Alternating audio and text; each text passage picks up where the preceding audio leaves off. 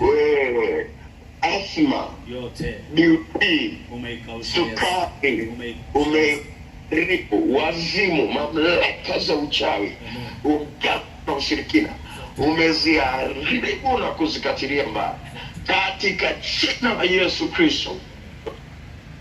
Tifu ulio Mungu wa kweli, mimi eneo hili hivi sasa, watu wako wanafunguliwa, wapate kubarikiwa na kuinuliwa. Mamlaka za nguvu za giza zivunjike na kukatiliwa mbali katika jina la Yesu Kristo. Vifungo vya kila aina vikatiliwe mbali.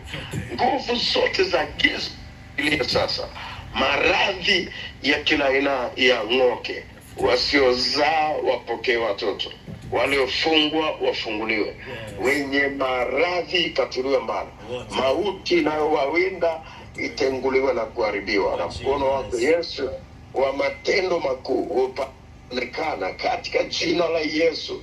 Nataka kila mtu aweke mkono mahali panapotumbua, na sasa hivi Yesu Kristo ananyosha mkono wake na kukuondolea maradhi. Utasikia kama moto unapinya kwenye mwili, utasikia kama baridi kali inapita ndani ya mwili wako, tetemeko katika mwili wako.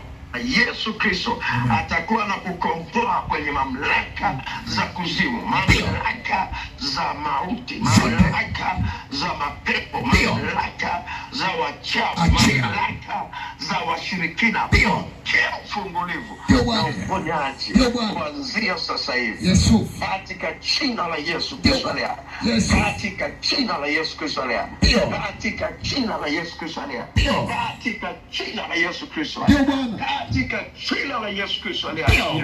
Mamlaka ya Yesu Kristo ishuke ndani yako, ikutakase, ikutawale, ikufungue na kukuinua. Yesu akutendee makuu hivi sasa.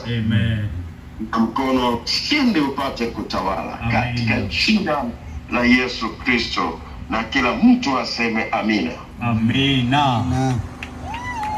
Ongeza makofi ya uponyaji na ufungulivu. Amen. Na niwatakie kila laheri kwa huduma zinazoendelea hapa. Amen.